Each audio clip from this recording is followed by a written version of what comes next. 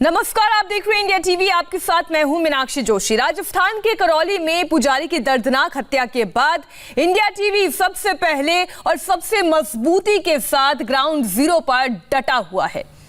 पुजारी की हत्या को लटकाने और भटकाने में राजस्थान की पुलिस का हाथ और गुनाह रंगे हाथों पकड़ा गया, जिसे हमने एक्सपोज किया है। पुजारी की हत्या को करौली की पुलिस ने पहले आत्मदाह कहा। अगर हमने पुजारी के लिए इंसाफ की आवाज नहीं उठाई होती तो राजस्थान की पुलिस ने इस केस को दबा दिया होता। इंडिया टीवी अगर वहां ना होता तो पुलिस केस को अटका देती, भटका देती। इंडिया टीवी की मुहिम का बड़ा असर हुआ है। इंडिया टीवी ने सच दिखाया और सरकार को यहां आना पड़ा।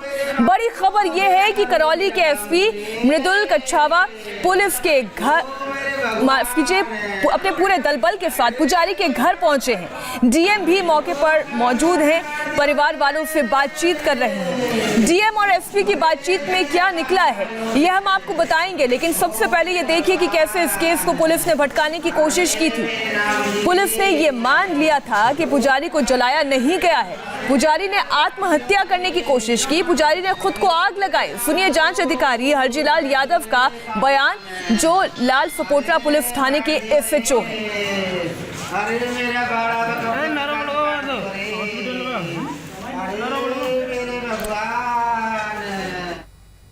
बाबूलाल सनोप पूना वैष्णव जो मोकणा गांव के मंदिर की सेवा करता था, और मंदिर की सेवा करने के कारण गांव वालों ने इसको मंदिर माफी की ज़मीन दे रखी।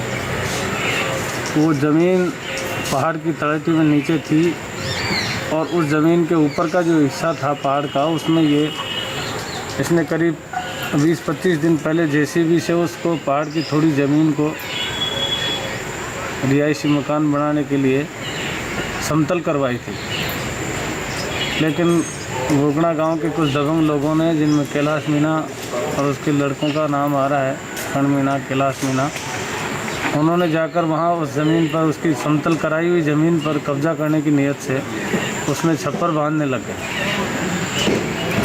जब बाबूलाल वैष्णव ने गांव के पंचों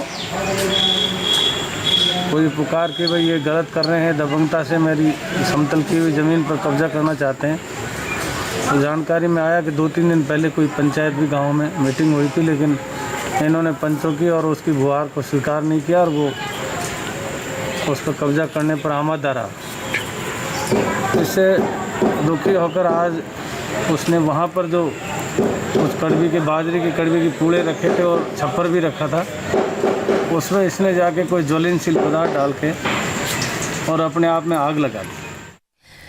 अब आपने पुलिस को सुना, उन्होंने क्या कहा कि अपने आप आग लगा दी, खुद ने आत्मदाह किया।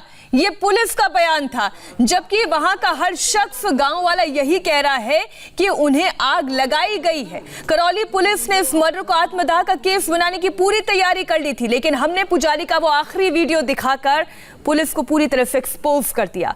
मौत से पहले पुजारी बाबूलाल ने बर्बरता की पूरी कहानी बताई। एक बार फिर से सुनिए और ये देखिए, ये इस पुजारी का आखिरी वीडियो है।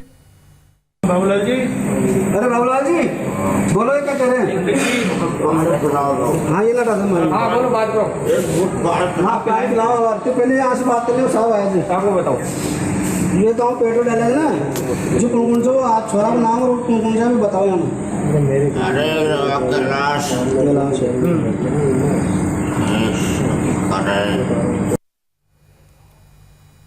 आपने सुना, वो बोल रहे हैं कैलाश, वो नाम ले रही हैं। उसके बावजूद पुलिस का बयान क्या था? अगर ये वीडियो सामने नहीं आता तो पुलिस ने इस मामले को रफा दफा कर दिया होता, इस मामले को आत्महत्या का केस बना दिया होता, जबकि यहाँ पर पुजारी साफ साफ नाम ले रहा है कैलाश। पुलिस के एक एक शब्द, पुजारी के एक एक शब्द कलेजा को चीरने वाले हैं। मौत से पहले हॉस्पिटल से पुजारी का एक और वीडियो आया। इस वीडियो में पुजारी की चीखें सुनकर आप दहल जाएंगे।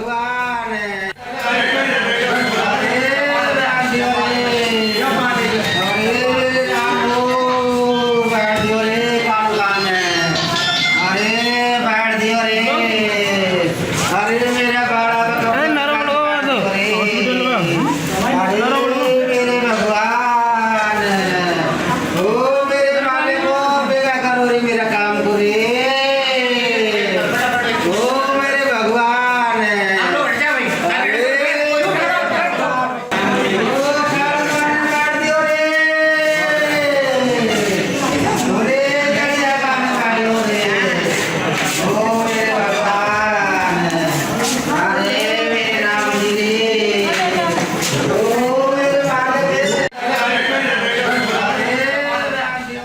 करौली में इस पुजारी के पीड़ित परिवार को इंसाफ दिलाने के लिए इंडिया टीवी डटा हुआ है और उसी का असर है कि अब पुलिस प्रशासन को झुकना पड़ा है। पुलिस यहां पर आई है, ये तस्वीर आप देख रहे हैं।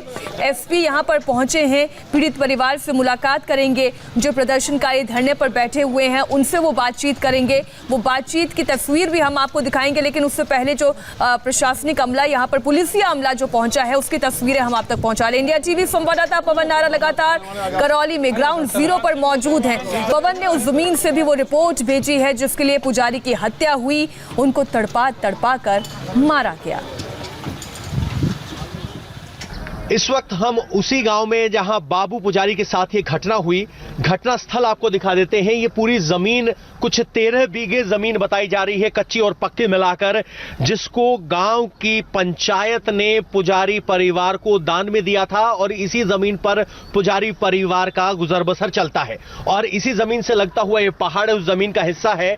इस पहाड़ को काटकर यहां पर एक झोपड़ी बनाने की कोशिश बाबू पुजारी की तरफ से की गई। झोपड़ी बनाने के लिए ये छपरा डालने के लिए यहां घास फूस इकट्ठा किया गया था और जब ये सारी कार्रवाई की जा रही थी, जब ये काम हो रहा था, तो कैलाश मीणा नाम का शख्स जो इस जमीन पर कब्जा करना चाहता था, यहां पहुंचा, पुजारी के साथ मारपीट की और ठीक यहीं पर ये जो फूस आप देख रहे हैं ये जला हुआ है। यहीं पर बाबू पंडित को आग लगा दी गई।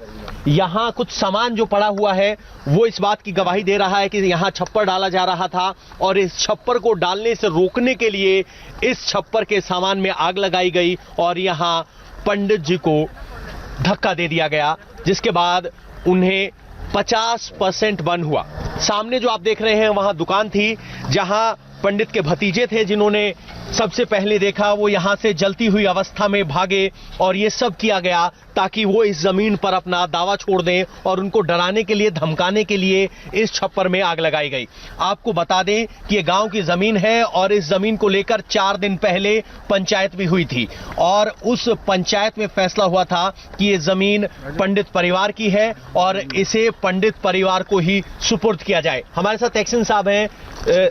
सर, आपका नाम क्या है? क्या आप इसी गांव से हैं? मैं इसी गांव से हूं। मेरा नाम डॉक्टर असरम मीणा एक्शन है। मीणा जी, हम आपसे जानना चाह रहे हैं, जब 3 दिन पहले ये घटना है, उससे पहले एक पंचायत हुई थी, पंचायत में क्या फैसला हुआ था, क्या मामला था? हमारी आम बस्ती ने ये फैसला लिया था कि ये मंदिर माफिक है, पुजारी की जमीन है और मंदिर की है, आम बस्ती बुकना की है। इसमें बुकना बस्ती का कोई भी नागरिक कब्जा नहीं करेगा, कोई निर्माण नहीं करेगा।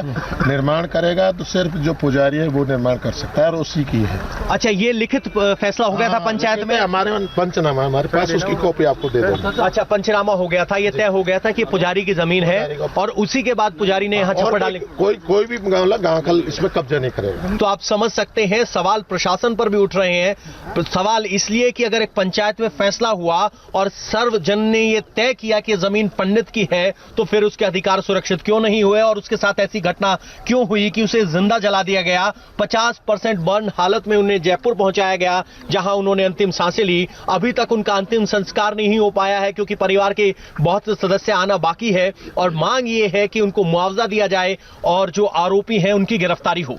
सबसे गौर करने वाली बात यह है कि कैलाश मीणा नाम का जो मुख्य आरोपी है, सिर्फ वो ही गिरफ्तार हुआ है, जबकि हमले में कई लोग शामिल थे, उनके परिवार के कई लोग शामिल थे, क्योंकि एक आदमी इतनी बड़ी घटना को अंजाम नहीं दे सकता। और जब ये छप्पर में आग लगाई गई तो स्पष्ट संकेत ये है कि खौफ कायम करने की कोशिश थी।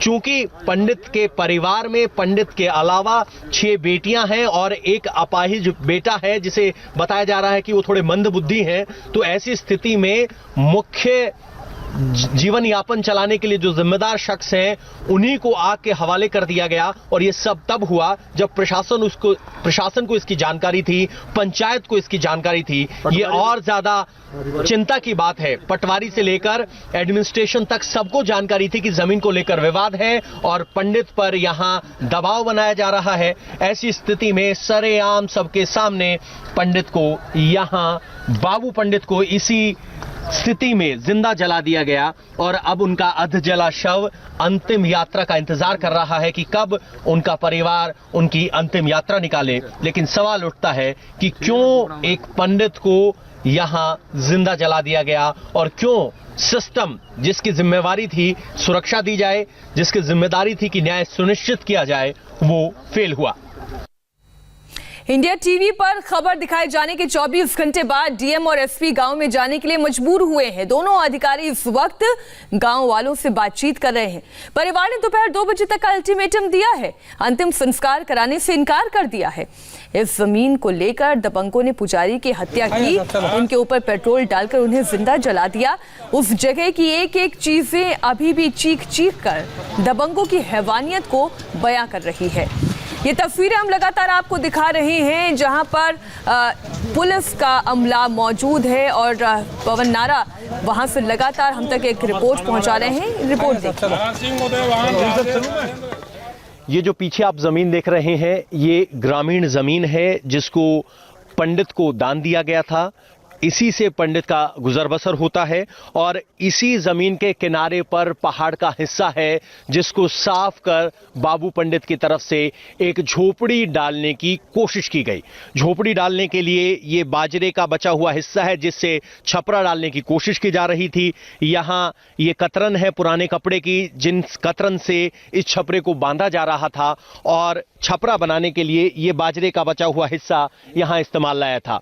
इसी बाजरे के हिस्से में कैलाश मीणा नाम के शख्स ने आग लगा दी और पंडित बाबू पंडित को यहाँ इसकी तरफ धकेल दिया, जहां उन्हें 50% बर्न इंजरी हुई, जिसके बाद उन्हें जयपुर के एसएमएस अस्पताल में पहुंचाया गया।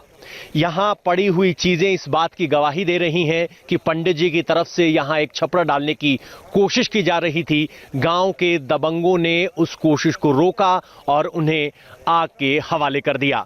फिलहाल इस इलाके का फोरेंसिक इन्वेस्टिगेशन हो चुका है, पुलिस की एक टीम पहुंची थी, लेकिन सवाल अब भी है कि किन हालात में पंडित को यहां आग के हवाले किया गया और जब इस जमीन को लेकर एक पंचायत हुई थी, सब फैसले हुए थे, उसके बावजूद भी इतनी बड़ी घटना कैसे हो गई और क्यों पंडित के पुकार को एडमिनिस्ट्रेशन ने नहीं सुना।